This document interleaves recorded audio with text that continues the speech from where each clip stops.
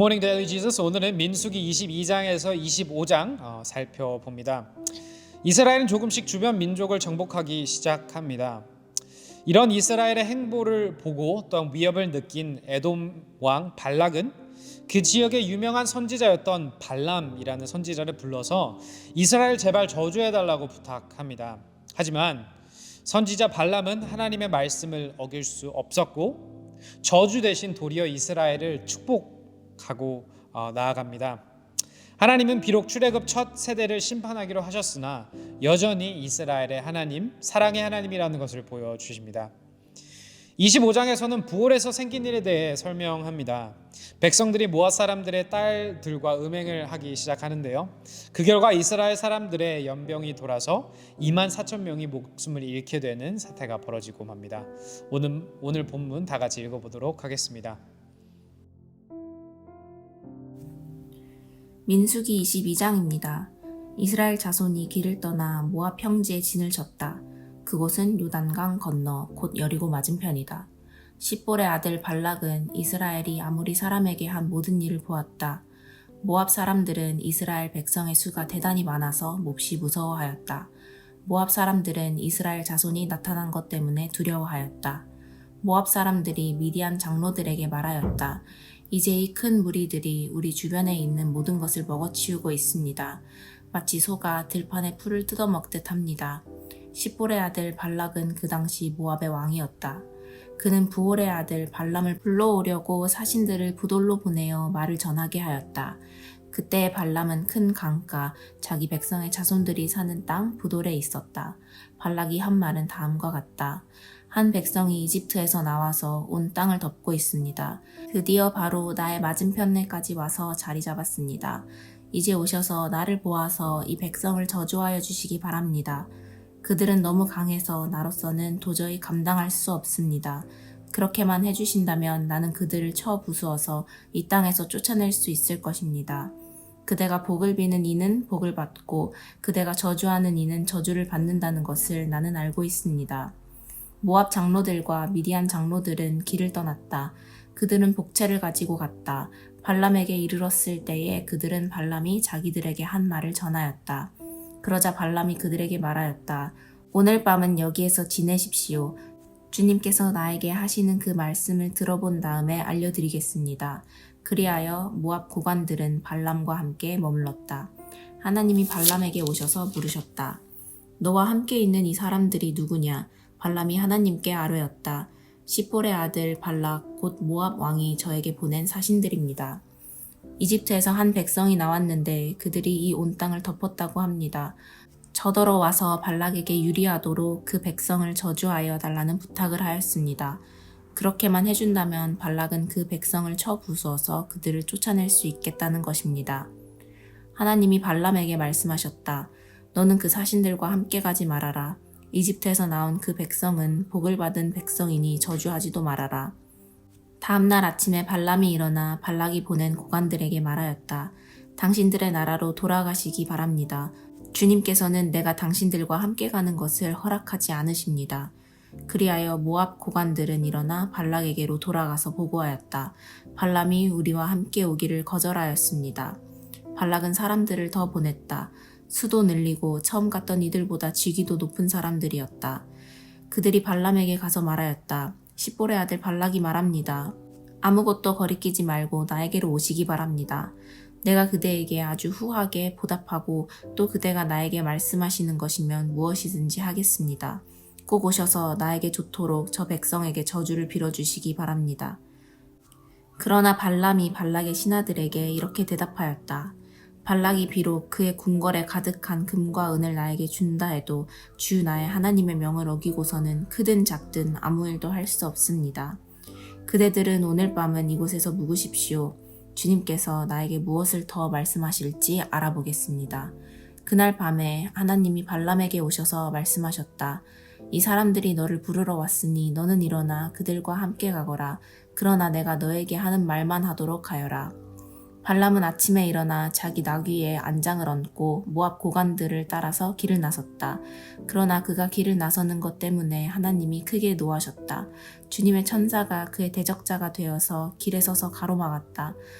발람은 자기 나귀를 탄 채로 있었고 그의 두 종이 그와 함께 있었다. 나귀는 주님의 천사가 칼을 빼어 손에 들고 길에 선 것을 보고 길을 벗어나 밭으로 들어갔다. 발람은 나귀를 때려 다시 길로 들어서게 하였다. 그러자 주님의 천사가 이번에는 두 포도원 사이에 좁은 길을 막아섰다. 길 이쪽에도 담이 있고 길 저쪽에도 담이 있었다. 나귀는 주님의 천사를 보자 이쪽 벽으로 몸을 바짝 붙여 발람의 발을 벽에 긁히게 하였다. 그러자 발람이 나귀를 한 대 더 때렸다. 그때에 주님의 천사가 앞으로 더 나아가 오른쪽으로도 왼쪽으로도 피할 수 없는 좁은 곳에 섰다. 나귀는 주님의 천사를 보고는 발람을 태운 채로 주저앉았다. 발람은 화가 나서 지팡이로 나귀를 때렸다. 그때 주님께서 그 나귀의 입을 여시니 그 나귀가 발람에게 말하였다. 제가 주인 어른께 무슨 잘못을 하였기에 저를 이렇게 3번씩이나 때리십니까? 발람이 나귀에게 대답하였다. 너는 나를 놀림감으로 여기느냐? 내가 칼을 가지고 있었더라면 이 자리에서 너를 죽였을 것이다. 나귀가 발람에게 말하였다. 저야말로 오늘까지 어른께서 늘 타시던 어른의 나귀가 아닙니까? 제가 언제 이처럼 버릇없이 군 적이 있었습니까? 발람이 대답하였다. 없었다.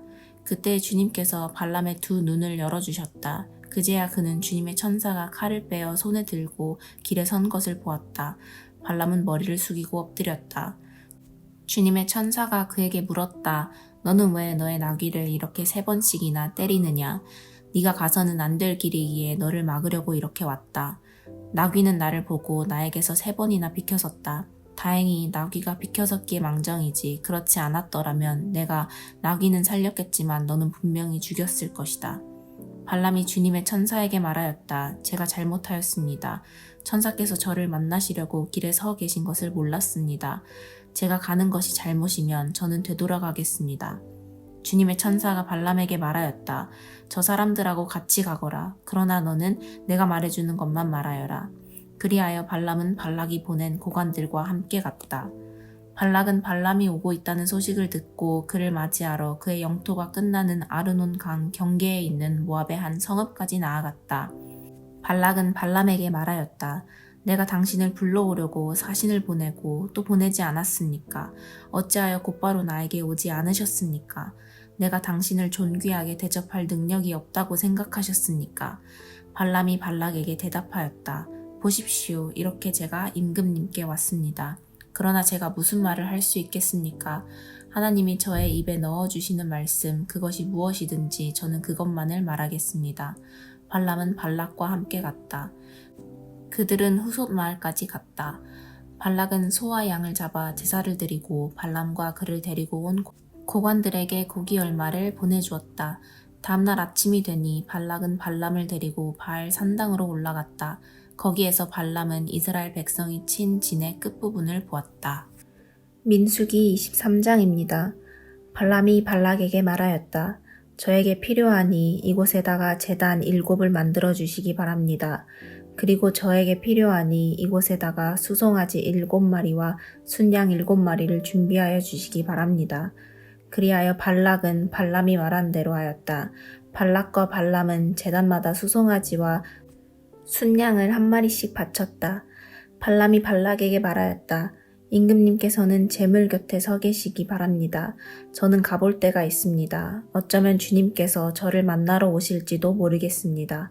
주님께서 저에게 밝히 나타내 주시는 것이면 어떤 말씀이든지 제가 임금님께 말씀드리겠습니다.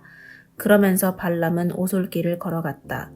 하나님이 발람에게 나타나셨다. 발람이 하나님께 아뢰었다. 7제단을 제가 준비하였습니다. 그리고 각 제단마다 수송아지와 순양을 1마리씩 바쳤습니다. 주님께서는 발람의 입에 말씀을 넣어주시면서 발락에게로 돌아가서 그대로 말하라고 하셨다. 발람이 발락에게로 돌아와서 보니 발락이 번제물 곁에 그대로 서 있었다. 모압 고관들도 모두 그와 함께 있었다. 발람이 예언을 선포하였다. 발락이 나를 시리아에서 데려왔다. 모압의 왕이 나를 동쪽 산골에서 데려왔다. 와서 자기에게 유리하게 야곱을 저주하라 하고 와서 이스라엘을 규탄하라 하였지만 하나님이 저주하지 않으시는데 내가 어떻게 저주하며 주님께서 꾸짖지 않으시는데 내가 어떻게 꾸짖으랴. 바위 산 꼭대기에서 나는 그들을 내려다본다. 언덕 위에서 나는 그들을 굽어본다. 홀로 사는 저 백성을 보아라. 그들 스스로도 자신들을 여느 민족들 가운데 하나라고 생각하지는 않는다. 티끌처럼 많은 야곱의 자손을 누가 셀 수 있겠느냐? 먼지처럼 많은 이스라엘의 자손을 누가 셀 수 있겠느냐? 나는 정직한 사람이 죽듯이 죽기를 바란다. 나의 마지막이 정직한 사람의 마지막과 같기를 바란다. 발락이 발람에게 말하였다. 지금 무엇을 하고 있는 거요? 대적들을 저주해 달라고 당신을 데려왔습니다. 그런데 당신은 그들에게 복을 빌어 주었습니다. 발람이 대답하였다. 주님께서 나의 입에 넣어주시는 말씀을 말하지 말란 말입니까? 발락이 그에게 말하였다. 나와 함께 다른 곳으로 가서 보시기 바랍니다. 거기에서는 그들의 일부만 보일 것입니다. 그들이 전부 다 보이지는 않을 것이니 거기에서 나에게 유리하도록 그들을 저주하여 주시기 바랍니다. 그리하여 발락은 발람을 소빔 들판 비스가 산 꼭대기로 데리고 갔다. 거기에다가 그는 7제단을 만들고 각 제단마다 수송아지와 순양을 한 마리씩 바쳤다. 발람이 발락에게 말하였다. 임금님은 번제물 곁에 그대로 서 계시기 바랍니다. 나는 지난번처럼 주님을 만나 배워야 합니다. 주님께서는 발람을 만나셔서 그의 입에 말씀을 넣어주시면서 발락에게로 돌아가서 그대로 말하라고 하셨다. 발람이 발락에게로 와서 보니 발락이 번제물 곁에 그대로 서 있었다. 모압의 고관들도 그와 함께 있었다. 발락이 그에게 물었다. 주님께서 무슨 말씀을 하셨습니까? 발람이 예언을 선포하였다. 발락은 와서 들어라. 십볼의 아들은 나에게 귀를 기울여라. 하나님은 사람이 아니시다. 거짓말을 하지 아니하신다. 사람의 아들이 아니시니 변덕을 부리지도 아니하신다. 어찌 말씀하신 대로 하지 아니하시랴. 어찌 약속하신 것을 이루지 아니하시랴. 나는 축복하라 하시는 명을 받았다. 주님께서 복을 베푸셨으니 내가 그것을 바꿀 수 없다. 주님께서는 야곱에게서 아무런 죄도 찾지 못하셨다. 주님께서는 이스라엘에게서 어떤 잘못도 발견하지 못하셨다. 그들의 주 하나님이 그들과 함께 계신다. 주님을 임금으로 떠받드는 소리가 그들에게서 들린다. 하나님이 그들을 이집트에서 이끌어내셨다. 그에게는 들소와 같은 힘이 있다. 야곱에 맞설 마술은 없다. 이스라엘에 맞설 술법도 없다. 이제는 사람들이 야곱과 이스라엘에게 물을 것이다. 하나님이 하신 일이 어찌 그리 크냐고. 보아라, 그 백성이 암사자처럼 일어난다. 그들이 수사자처럼 우뚝 선다. 짐승을 잡아먹지 아니하고는 짐승을 찔러 그 피를 마시지 아니하고는 눕지 아니할 것이다. 발락이 발람에게 말하였다. 그들에게 저주도 빌지 말고 그들에게 복도 빌지 마시오. 발람이 발락에게 이렇게 대답하였다. 무엇이든 주님께서 내게 말씀하신 것만을 말하겠다고 내가 말씀드리지 않았습니까? 발락이 발람에게 말하였다. 함께 가시기 바랍니다. 내가 당신을 다른 곳으로 데리고 가겠습니다. 하나님 보시기에 올바른 일이면 거기에서 나에게 유리하도록 그들을 저주하여 주시기 바랍니다. 발락은 발람을 광야가 내려다 보이는 부올산 꼭대기로 데리고 갔다. 발람이 발락에게 말하였다. 저에게 필요하니 이곳에다가 제단 7을 만들어 주시기 바랍니다. 그리고 저에게 필요하니 이곳에다가 수송아지 7마리와 순양 7마리를 준비하여 주시기 바랍니다. 그리하여 발락은 발람이 말한 대로 하였다. 제단마다 수송아지와 순양을 한 마리씩 바쳤다. 민수기 24장입니다. 발람은 자기가 이스라엘에게 복을 빌어주는 것이 주님의 눈에 좋게 보였다는 것을 알고는 매번 의뢰하던 것처럼 마술을 쓰려 하지 않고 대신 광야 쪽으로 얼굴만 돌렸다. 발람은 눈을 들어 지파별로 진을 친 이스라엘을 바라보았다. 그때 그에게 하나님의 영이 내렸다. 그는 예언을 선포하였다. 보올의 아들 발람의 말이다. 눈을 뜬 사람의 말이다. 하나님의 말씀을 듣는 사람의 말이다. 환상으로 전능자를 뵙고 넘어졌으나 오히려 두 눈을 밝히 뜬 사람의 말이다. 야곱아, 너의 장막이 어찌 그리도 좋으냐. 이스라엘아, 너의 사는 곳이 어찌 그리도 좋으냐. 계곡처럼 뻗었구나. 강가의 동산 같구나. 주님께서 심으신 침향목 같구나. 냇가의 백향목 같구나. 물통에서는 물이 넘치고 뿌린 씨는 물을 흠뻑 먹을 것이다. 그들의 임금은 아각을 누르고 그들의 나라는 널리 위세를 떨칠 것이다. 하나님이 그들을 이집트에서 이끌어내셨다. 그들에게는 들소와 같은 힘이 있다. 그는 나라들 곧 대적들을 집어삼키고 대적들의 뼈를 짓부수며 활을 쏘아 대적들을 꿰뚫을 것이다. 엎드리고 웅크린 모양의 수사자 같기도 하고 암사자 같기도 하니 누가 감히 일으킬 수 있으랴. 너에게 복을 비는 이마다 복을 받을 것이요 너를 저주하는 자마다 저주를 받을 것이다. 발락은 발람에게 크게 분노하여 주먹을 불끈 쥐고 떨면서 말하였다. 내가 당신을 부른 것은 내 대적을 저주하여 달라고 부른 것이었소. 그러나 보시오, 당신은 오히려 이렇게 3번씩이나 그들에게 복을 빌어 주었소. 이제 곧 당신이 떠나왔던 그곳으로 빨리 가버리시오. 나는 당신에게 후하게 보답하겠다고 말하였소. 그러나 보시오, 주님께서 당신이 후하게 보답받는 것을 막으셨소. 발람이 발락에게 말하였다. 나에게 보내신 사신들에게도 내가 이미 말하지 않았습니까? 발락 임금님께서 비록 그의 궁궐에 가득한 금과 은을 나에게 준다 해도 좋은 일이든 나쁜 일이든 간에 주님의 명을 어기고 나의 마음대로 할 수 있는 일은 아무것도 없습니다. 나는 다만 주님께서 말씀하신 것만 말해야 합니다. 이제 나는 나의 백성에게로 갑니다. 그러나 들어보십시오. 앞으로 이 백성이 임금님의 백성에게 어떻게 할 것인지 내가 감히 말씀드리고자 합니다. 발람이 예언을 선포하였다. 부올의 아들 발람의 말이다. 눈을 뜬 사람의 말이다. 하나님 말씀을 듣는 사람의 말이다. 가장 높으신 분께서 주신 지식을 가진 사람의 말이다. 환상으로 전능자를 뵙고 넘어졌으나 오히려 2 눈을 밝히 뜬 사람의 말이다.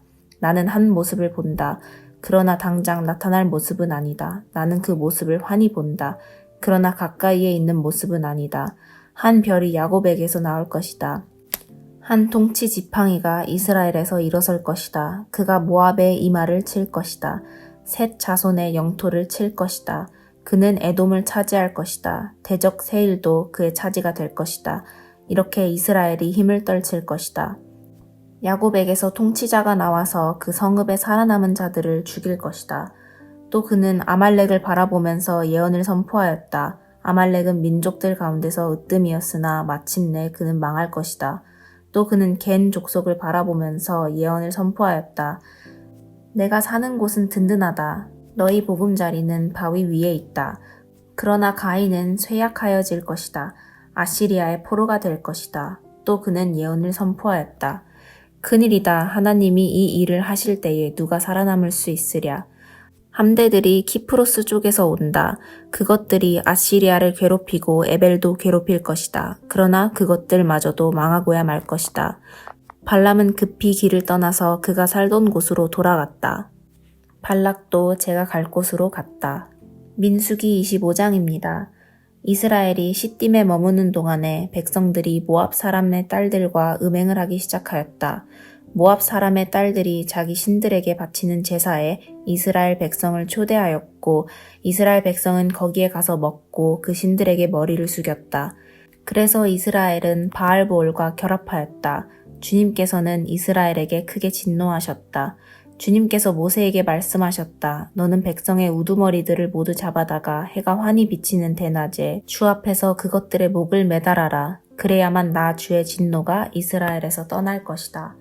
모세는 이스라엘 재판관들에게 말하였다. 당신들은 제각기 당신들의 남자들 가운데서 바알보올과 결합한 자들을 죽이시오. 이스라엘 자손이 회막 어귀에서 통곡하고 있을 때에 이스라엘 자손 가운데서 한 남자가 모세와 이스라엘 자손 온 회중이 보는 앞에서 한 미디안 여자를 데리고 집으로 들어갔다.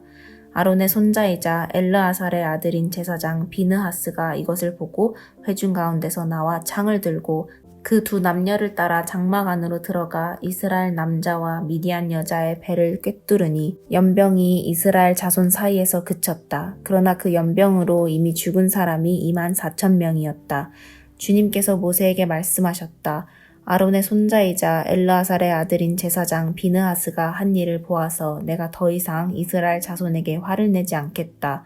그는 이스라엘 자손이 나 밖에 다른 신을 섬기는 것을 결코 용납하지 않았다. 그러므로 나는 이스라엘 자손을 홧김에 멸하는 일은 삼갔다.